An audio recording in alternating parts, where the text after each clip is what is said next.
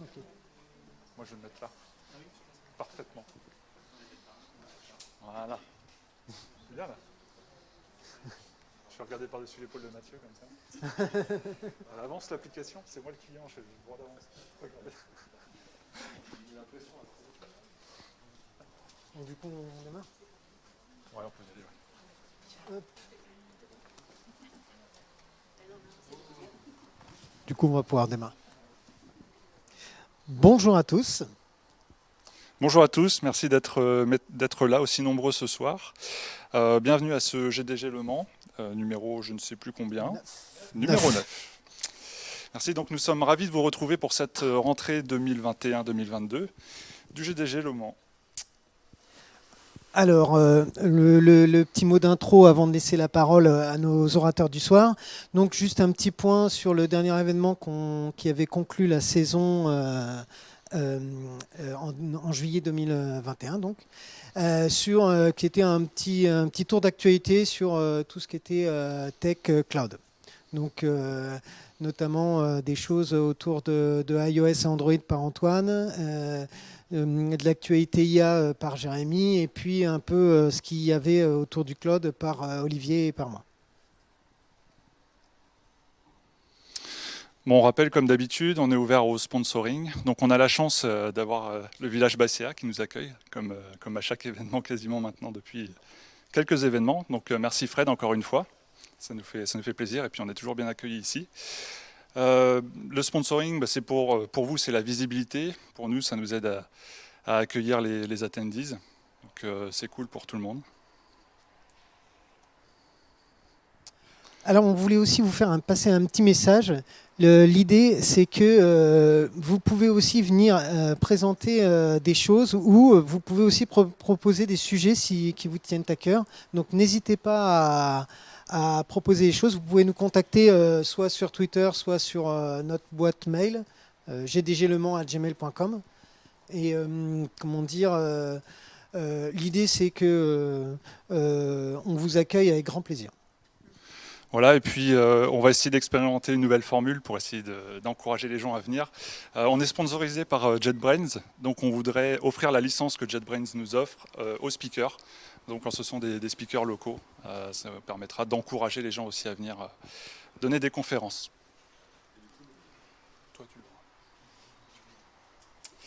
Notre prochain meet-up sera présenté par Julien Lesourd, qui est dans l'Assemblée. Qui arrive. Il nous présentera donc un sujet no-code et donc ses usages du no-code dans sa vie quotidienne. Et donc le programme de ce soir, donc comme vous avez pu voir peut-être dans les coms, donc Mathieu nous présentera un sujet autour de comment dire développer une application web et la déployer en 20 minutes, c'est le challenge. Et puis Antoine nous parlera un peu de comment faire perdre du poids à notre application Android. Donc une soirée à thème sur le mobile, vous l'aurez compris.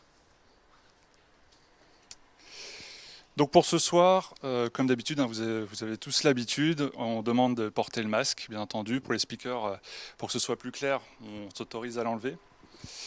Respect des règles de distanciation, on a fait en sorte que les chaises soient assez éloignées pour que voilà, les règles soient bien respectées de ce côté-là. Et puis il y avait du gel hydroalcoolique à l'entrée, n'hésitez pas à vous désinfecter les mains, c'est toujours utile. Et donc on va laisser la place à nos orateurs du soir et on retient à nouveau à dire un grand merci au village Baïséa qui nous accueille ce soir. Et merci à Et donc aussi à JetBrains qui nous soutient en nous proposant des licences sur ces produits. Merci à vous.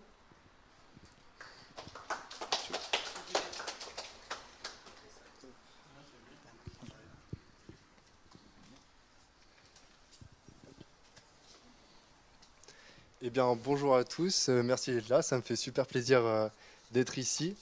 Pour ma part, je vais vous présenter une conférence sur concevoir et déployer une application mobile pour les feignants et en 20 minutes.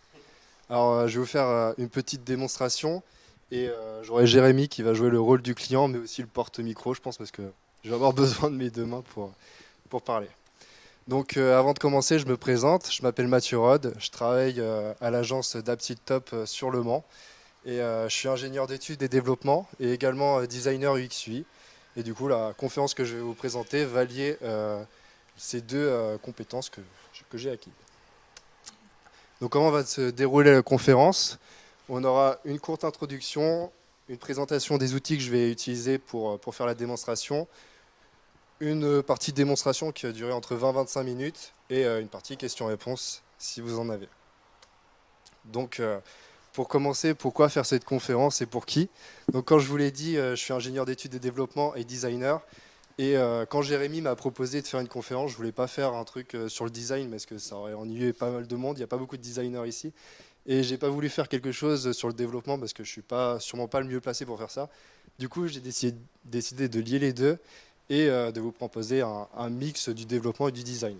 Et donc, pour qui s'adresse cette conférence? Elle s'adresse pour les designers, les développeurs, les chefs de projet, les PO, les managers, un peu pour tout le monde. Parce que pendant cette conférence, je vais vous montrer comment concevoir une application mobile très rapidement et sans savoir coder. Donc c'est plutôt cool que tout le monde sache comment faire ça. Quels sont les prérequis pour faire la démonstration que je vais vous proposer? Savoir faire du design, c'est un minimum. Il faut aussi connaître après en base de données et en API, mais pas grand-chose. Et également savoir lire une documentation en anglais. Enfin voilà, avoir un ordinateur, un téléphone portable pour faire l'application mobile, Internet et c'est plié. Quand faut-il poser les questions? Les questions plutôt générales, attendre à la fin de la présentation, j'ai un temps qui est limité. Mais s'il y a des questions un peu plus précises, n'hésitez pas à les poser par rapport à ce que je fais. Ok, donc petite présentation des outils que je vais utiliser. Pour faire le design et le prototype de mon application mobile, je vais utiliser Figma, un logiciel qui est plutôt connu, plutôt nouveau. Pour ceux qui ne connaissent pas, c'est un peu un Paint, mais vous rajoutez plein de fonctionnalités et vous avez un outil comme Figma. Ça se rapproche un peu de Photoshop. Côté API et base de données, je vais utiliser Airtable. Pour ceux qui ne connaissent pas Airtable, c'est une sorte de Google Sheet, une sorte de Excel. Mais pareil que Figma, on rajoute des fonctionnalités et ça nous donne Airtable. Et du coup, mon outil magique, c'est Bravo Studio. Bravo Studio, il va nous servir à prendre le design de notre Figma, à prendre la base de données de notre Airtable, et ça va lier les deux et ça va concevoir notre application mobile. Voilà. Donc pour ça, j'ai prévu de vous faire une démonstration. Et Jérémy, dans le rôle du client, va vous dire ce dont il a besoin. Salut Mathieu. Salut Jérémy. Je suis ton client et j'ai une super idée. En fait, je voudrais une application mobile qui soit capable de me lister tous les films de Marvel. Okay. Par contre, j'ai pas beaucoup d'argent. En fait, j'ai que 1 500 € et un dessin. Voilà. J'ai une liste de films que j'aimerais afficher dans mon application dans un Google Sheets. Okay. Tu penses que ça va être assez pour toi? Ça va être assez. Tu me donnes combien de temps? Une semaine. Bon, on n'est pas là pour une semaine, mais on va essayer de faire ça. Est-ce que tu peux me servir de porte-micro aussi ou... Oui. Ok, merci Jérémy. Donc du coup, on a déjà fait le recueil du besoin du client. La prochaine étape, c'est de concevoir l'interface de la page Home sur Figma. Alors, je suis déjà sur Figma. J'ai déjà créé un projet de base dans lequel le client m'a donné ce dont à quoi il voulait que ça ressemble sa maquette. Du coup, on a la page d'accueil ici. Il faudra mettre un logo en haut et du coup une liste de films juste en dessous. Alors, je ne vais pas vous faire un cours de design, enfin une conférence sur le design. J'ai déjà préparé quelques composants, dont, j'ai préparé la top bar, donc le logo qui va se mettre en haut juste ici. On va le centrer et on va le mettre en haut. Et en gros, on va faire après les cartes qui correspondent au film ici. Alors normalement, ce que je fais, c'est que je fais un petit carré comme ça en cliquant sur le bouton carré ici. On va mettre un peu de radius sur les bords pour que ça fasse un peu plus stylé. On va mettre une petite couleur blanche ici. Donc là, on a déjà notre carte qui est affichée. On va faire un nouveau petit carré pour afficher le logo, enfin le poster du film qu'on va afficher. Voilà. Une fois qu'on a fait ça, on va mettre par exemple le nom du réalisateur, donc le director. Ensuite, on va dupliquer le director et juste en dessous, on va mettre film. Voilà. Et ensuite, ici, on va mettre l'année de la sortie du film. Et voilà, grosso modo, là, c'est un peu moche, mais ça ressemble un peu à ce que le client a fait. Ça va pas trop mal au bras? Ça va. Bon, voilà, je vous ai montré que faire un design, ça prenait pas vraiment de temps. Moi, j'ai déjà fait mon composant, du coup, je vais directement l'afficher ici. Ça ressemble exactement, enfin, exactement, à part la police et tout ça, à ce que je viens de faire.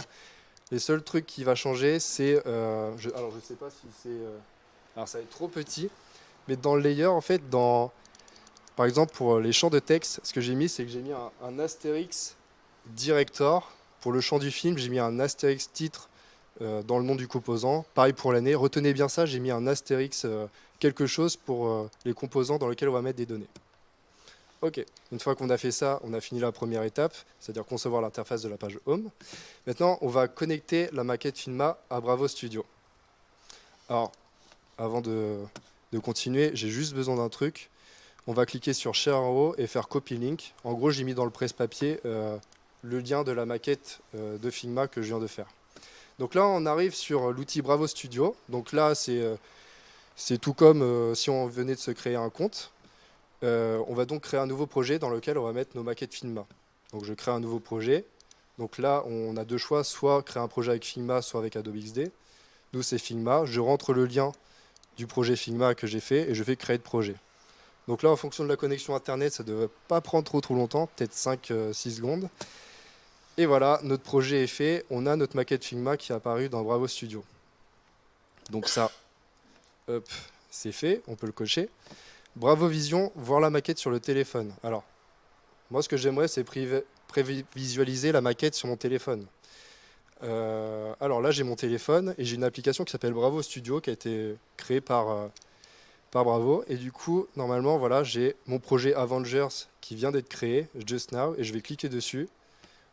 Et j'ai la maquette que j'ai créée sur Figma, elle apparaît sur mon téléphone. Mon téléphone est juste là. Et donc ça, c'est fait. Hop, j'ai mis ce clic. Le téléphone? Ouais. Ça, c'est mon caster, en fait. Mon téléphone, il est juste là.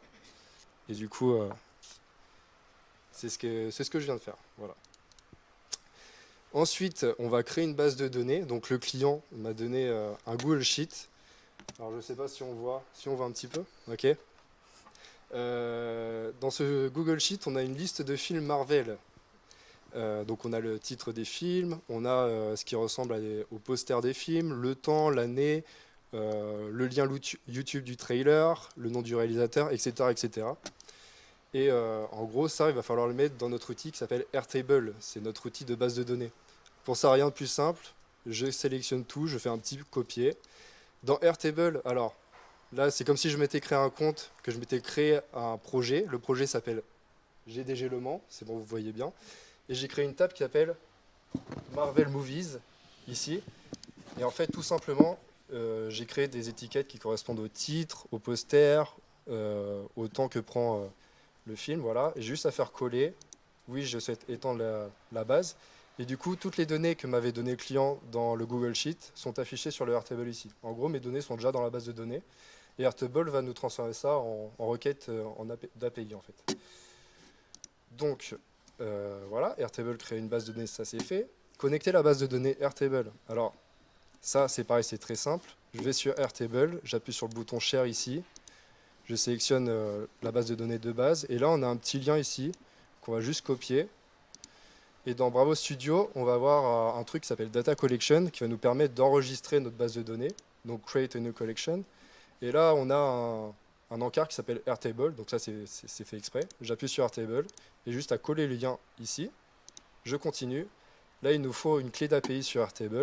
Du coup, sur Airtable, je vais aller hop, dans mon compte et chercher ma clé d'API. Je sélectionne bien tout. Je le colle à l'endroit ici. Et là, on attend. Et hop, la base de données, elle est dans Bravo Studio. Donc notre projet GDG Le Mans Airtable est bien dans Bravo Studio. On a notre projet d'application mobile sous forme de maquette dans Bravo Studio. Et à partir de ça, on va pouvoir lier le design avec la base de données et créer une application mobile. On continue. Hop. Maintenant, l'objectif, c'est de lier le design avec les données. Alors je vous montre ce que ça donne sur mon portable. Je vous l'ai montré tout à l'heure. On a une carte avec le nom du réalisateur, le nom du film et l'année. Et le but du jeu, ça sera de populer ces données pour en faire une liste de films. Pour cela, rien de plus simple. On va aller dans le projet, on va sélectionner notre maquette qu'on a fait tout à l'heure. Et on va faire du data binding. C'est ce que je vous ai dit tout à l'heure. On va lier la maquette avec les données. Pour cela, on va sélectionner le projet Airtable qu'on a créé. Donc GDG Le Mans. On va sélectionner alors, la liste des movies, alors je ne sais pas si on voit, la liste des films Marvel, on va la sélectionner. Et là, on a donc notre top bar et on a une movie card. Et ce qu'on veut populer, c'est la movie card, c'est elle qui va recevoir les données. Du coup, je lui sélectionne les records, c'est-à-dire la liste des films qui sont dans ma clé d'API. Une fois qu'on a fait ça, là, on peut voir, on a des éléments. Je ne sais pas si on voit, mais il y a une petite astérix avec le nom du composant que je vous ai dit tout à l'heure. Et bien ça, c'est notre maquette, enfin le composant qui est dans notre maquette. Et donc on va le lier, on va cliquer dessus, on va le lier avec le poster qui correspond à l'étiquette de Airtable. Okay, du coup, on lie vraiment le composant Figma avec la liste des films qui est sur Airtable. Donc ça, on fait ça avec tout. Donc director, up, title, et enfin year, et comme par magie, ça c'est mon portable, j'ai la liste des films qui vient d'apparaître sur mon écran. C'est cool, non, Jérémy? Franchement, excellent. Ça va hyper vite. Eh oui. Franchement, ça va très vite. Et du coup, ça me fait dire qu'il doit me rester un petit peu de budget. Ouais. Et j'aimerais bien que quand on clique sur un des films, on ait un peu plus de détails. Est-ce que tu penses que ça rentre dans le budget? Eh ben on va essayer de faire ça. Tu me laisses combien de temps? Une semaine encore ou... Ah non, non, c'est 2 jours à peine. Ok, ça marche. Allez, on passe à la suite. Du coup, ce qu'on va essayer de créer, c'est la page qui se trouve juste là-bas. Donc, on va commencer par concevoir l'interface de la page Movie. Alors, pour faire ça, j'ai juste dupliqué du coup cette maquette. Je vais la renommer pour bien qu'on sache où on est. Movie. Je vais retirer ça parce qu'on n'en a pas besoin. Voilà. Et en gros, ce qu'on cherche à faire, le client m'a donné ça, c'est de faire cette page. Bon. Encore une fois, on n'est pas là pour faire un cours de design. Je l'ai déjà fait en off. Du coup, je vais juste le mettre comme ça. Je sais, c'est un peu simplifié, mais sinon, ça me prendrait un peu plus de temps. Et du coup, comme tout à l'heure, chaque composant a un nom qui est précédé d'une astérix. Parce qu'on va devoir faire le lien juste après. Et on a également un bouton voir la bande-annonce.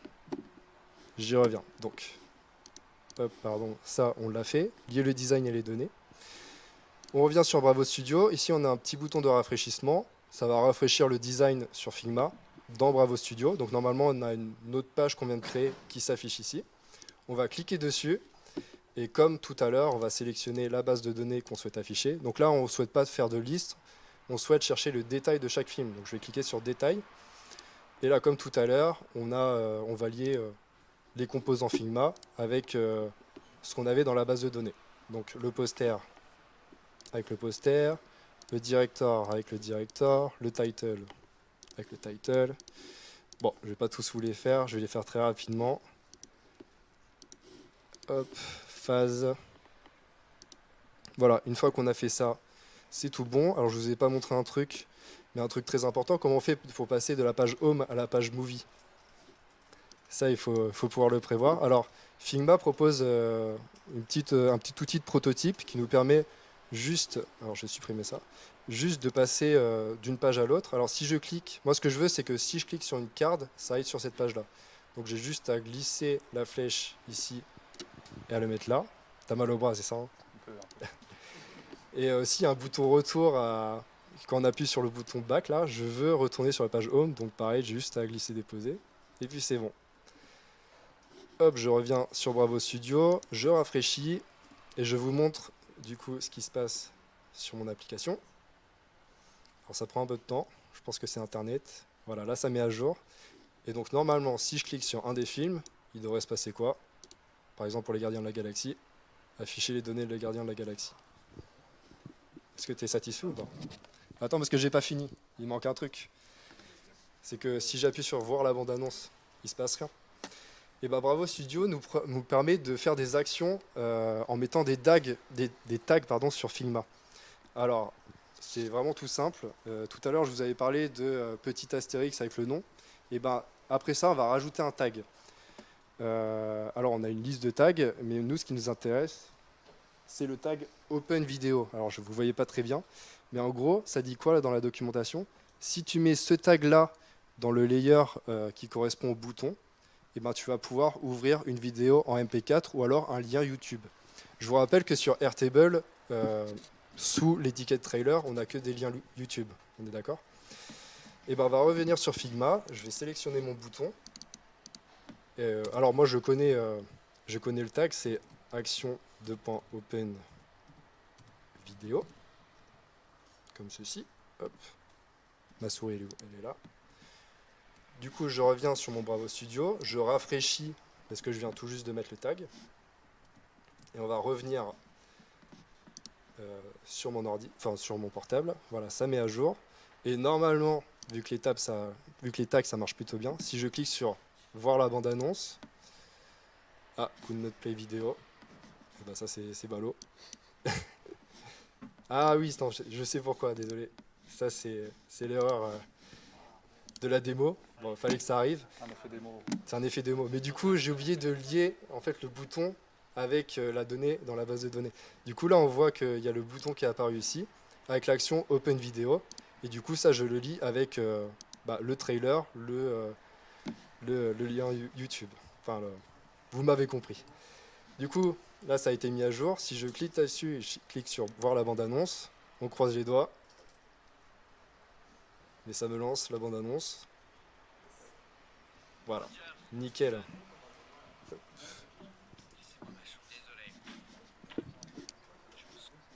Voilà, voilà. Est-ce que tu es satisfait ou pas? Franchement, c'est bluffant. Hein. C'est bluffant, mais je voudrais pas abuser, mais j'aimerais bien une petite feature en plus quand même. Ouais. Est-ce que tu penses qu'il y a moyen de me rajouter une petite barre de recherche? Une petite barre de recherche? Ouais. Ok, j'ai prévu ça. On va voir comment faire une barre de recherche et comment faire une sorte de filtre dans Figma et Bravo Studio d'ailleurs. Alors, je vais vous montrer un petit truc de design.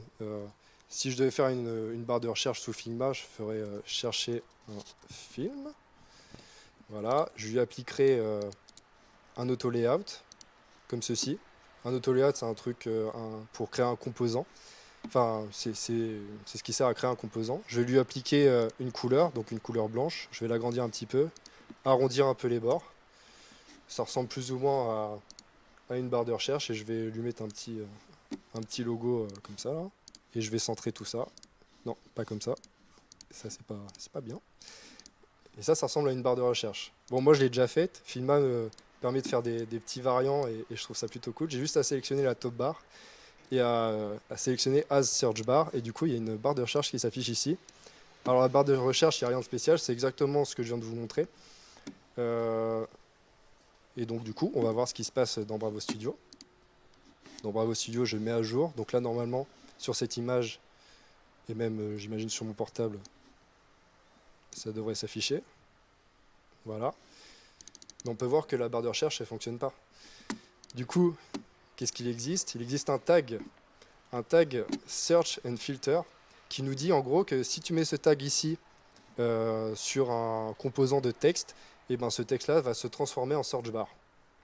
Plutôt pas mal, non? Et ben on va faire ça. Là, je viens de copier le texte. Je vais cliquer sur la search bar. Je vais même sélectionner le texte. On voit bien que je sélectionne le texte. Et à la fin, je rajoute le tag que je viens de copier. Hop. Et c'est tout. Je fais Entrée. Je retourne sur Bravo Studio. Mettre à jour. Et je vais vous montrer du coup mon écran, tant que ça met à jour. Voilà. Et normalement, si je clique sur la barre de recherche, ça fait quoi? Ça m'affiche le clavier. C'est plutôt cool, non? Et si par exemple, j'ai envie de voir tous les films de Hulk, j'ai juste à taper Hulk. Comment il sait que c'est les éléments d'en dessous qui Ouais, doivent- c'est ça le truc. C'est magique. Il n'y a rien de magique.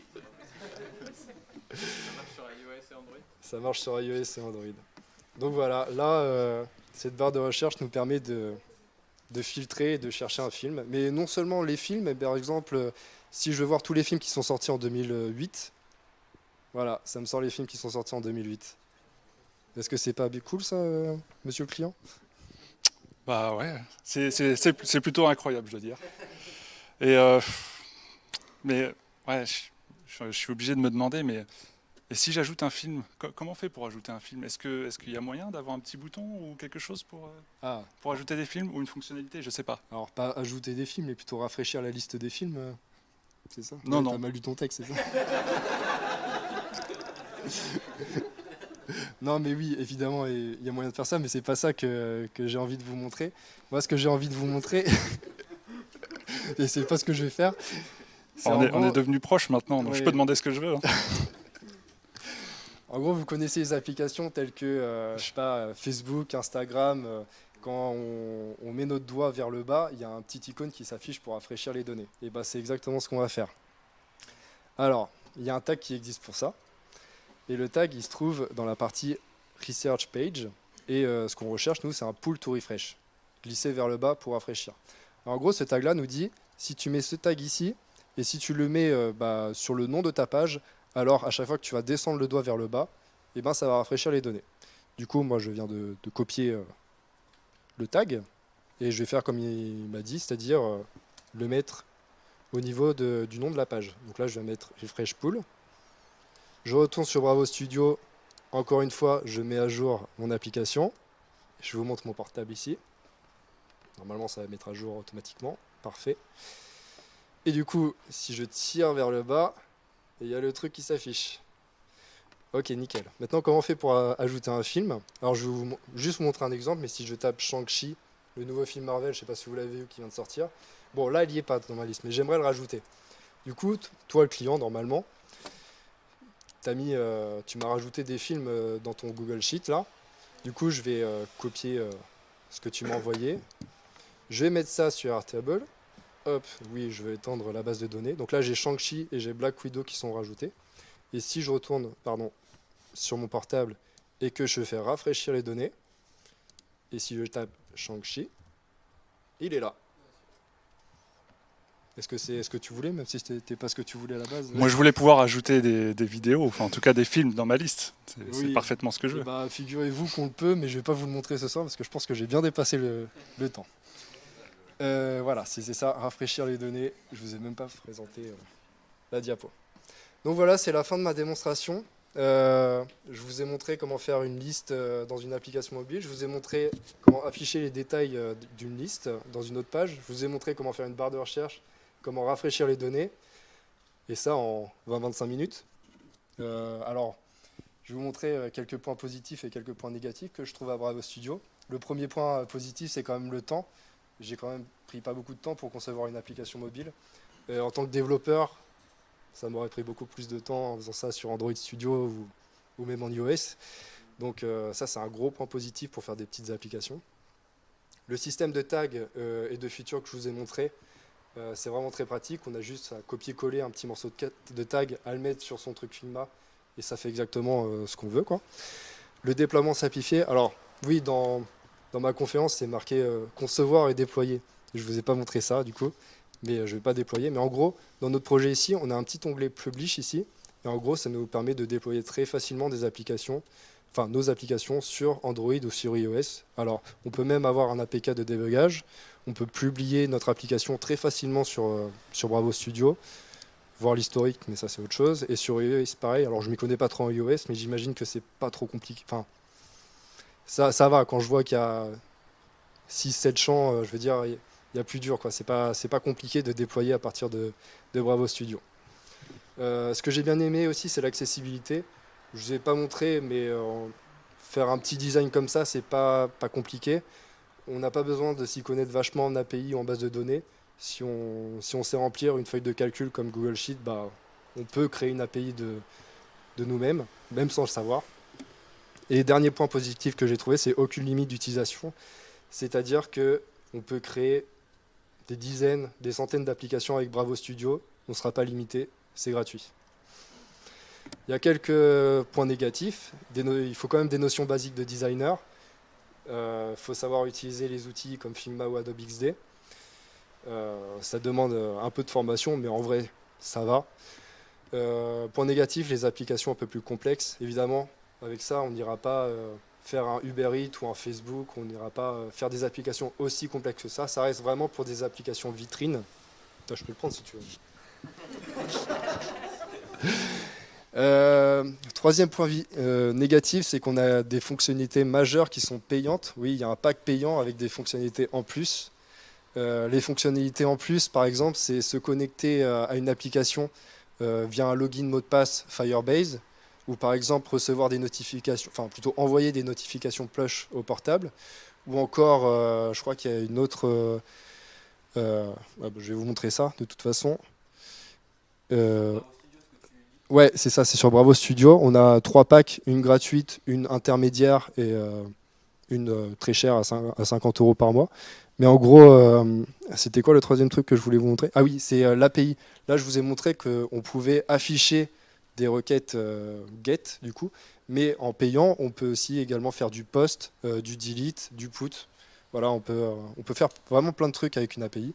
Donc, je vous ai dit l'authentification Firebase, OK. Des actions, OK, c'est bon. Et les notifications. Non, je crois que j'ai tout dit en vrai. Bon, bah, c'est cool. Évidemment, quand on a la version gratuite ou intermédiaire, il y a le logo Bravo Studio qui est affiché lorsqu'on affiche le splash screen.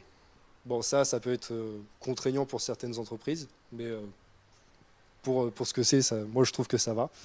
Et dernier point négatif, et ça va pas plaire aux développeurs, c'est qu'on n'a pas accès au code source. Du coup, on ne gère pas la performance, on ne gère pas le poids de l'application. Et du coup, ça peut être assez contraignant. Du coup, voilà, c'est la fin de ma démonstration. J'ai un peu dépassé, je crois, mais en tout cas, ça me fait plaisir.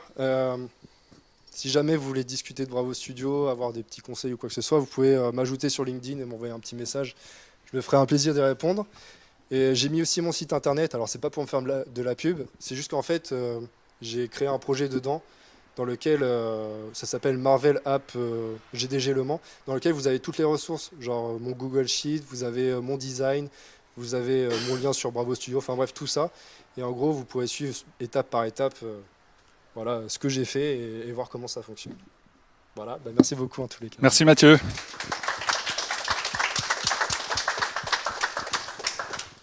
On va passer aux questions si vous en avez. Je vais vous faire passer le micro pour qu'on entende dans la captation. Pas envie d'avoir question. N'importe. Bonjour.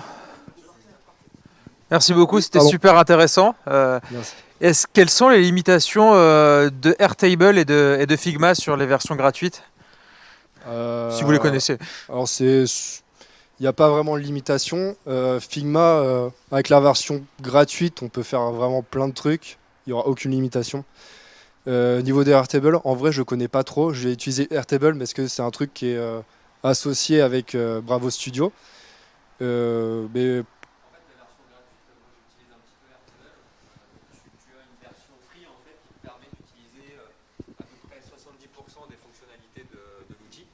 avec 50 000 lignes en fait. Tu as le droit à 50 000 lignes et toutes les tables possibles sur l'outil. Donc les formules payantes vont être liées en fait à des automatisations que tu peux déclencher entre guillemets de manière assez native entre deux outils comme celui-ci. Alors moi je connaissais pas Bravo Studio, merci du coup de m'avoir présenté cet outil ce soir. Mais Airtable c'est vraiment, moi je le définirais comme vraiment l'Excel un peu du futur. C'est un tableur qui est stéroïdé et qui te permet en fait d'aller beaucoup plus loin que Google Sheet comme on l'a vu ce soir ou un Excel de base finalement, avec des fonctionnalités super simples à prendre en main pour quelqu'un qui n'est pas forcément technique comme Mathieu ou Jérémy. Merci beaucoup pour la réponse. Merci pour la présentation et du coup j'ai eu la même question donc c'est bon. J'ai pas entendu. C'était la même question. C'était la même question. Donc c'est tout bon. Ouais, merci pour la présentation. Moi, c'était pour savoir si on pouvait gérer multi-écran, les différentes tailles d'écran et le multilangage.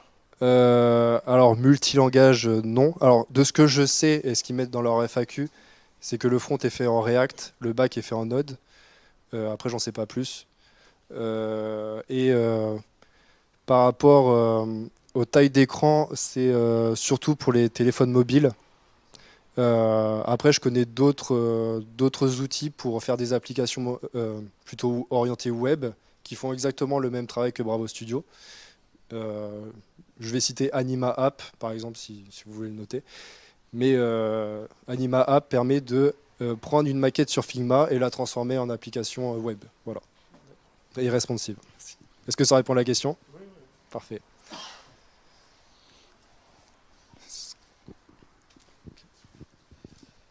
J'avais une question par rapport avec l'API que tu as utilisée, parce que c'est via Airtable.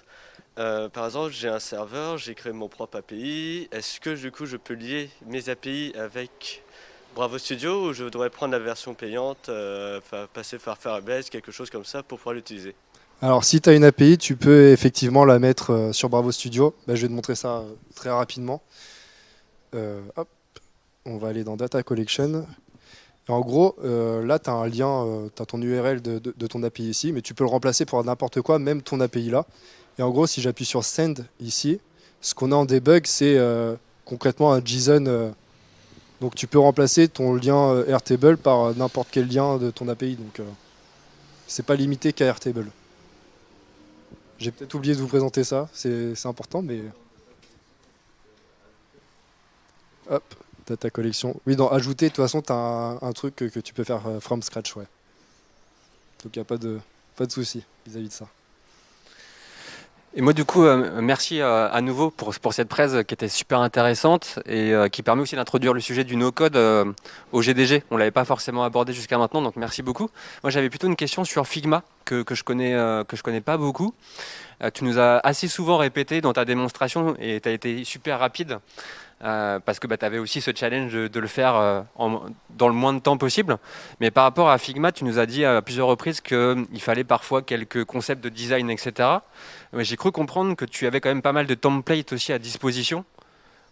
Est-ce que justement c'est une erreur ou est-ce que tu dois quand même tous les écrans que tu avais préparés à l'avance, etc. Est-ce que c'est vraiment toi qui les as conçus? Oui. Avec Figma, d'accord. Ah oui, oui. T'as Là, pas de... tout ce que je vous ai montré, en gros, je peux vous montrer sur Figma.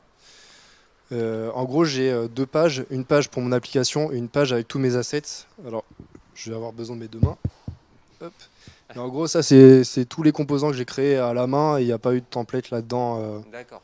Donc tu pars vraiment de zéro quand tu es sur Figma. Tu dois créer tous les composants possibles. Tu n'as pas de box où tu peux prendre des modèles qui sont déjà préexistants. Alors si, tu as les design systems des grands groupes que tu peux copier-coller et utiliser, mais ce n'était pas vraiment le but de la présentation. Mais effectivement, il y a des fichiers communautaires dans lesquels tu auras le design system d'Apple, de Microsoft, de Facebook, machin, et que tu récupères. Si tu veux ta search bar de Apple, et ben, tu peux la récupérer assez facilement. Ouais. D'accord. Ok. Oui, donc même si vous ne savez pas designer, vous pouvez récupérer le design system d'une entreprise et l'utiliser dans votre application. Ça peut nous permettre de nous inspirer pour aussi les créer exactement. après derrière. Tant que vous savez quels sont le nom des layers et le nom des layers, il faut mettre des tags derrière. Donc tant que vous savez ça, c'est OK. Et au niveau du pricing, Figma, c'est totalement gratuit? Il n'y a pas de... Non, alors, tu peux faire tout ce que tu veux en gratuit, mais il y a quand même des limitations. Je sais que le nombre de pages qui est ici est limité à 3 dans la version gratuite. Mais vraiment, ce qui est payant, c'est vraiment pour les grandes entreprises, pour avoir plein de collaborateurs sur ton projet Figma. Pour faire des projets collaboratifs avec voilà, partager les workspaces, etc. C'est ça, ouais. D'accord. C'est vraiment ça les trucs payants. Comment? Ouais, normalement, il est sur mon site de toute façon, si vous voulez le regarder. Alors non, il faut que je vous invite par mail. Oui, pardon, la question c'était est-ce qu'on peut partager le design Est-ce que, ouais, bah, du coup, oui, je peux vous partager le design, mais il va falloir que vous créiez votre propre copie de projet pour pouvoir manipuler mon design. En gros, vous ne pourrez pas toucher au mien, peut-être que je le réutiliserai, mais vous pourrez en faire une copie. Est-ce que c'est bon? Et bah, nickel. Merci Mathieu.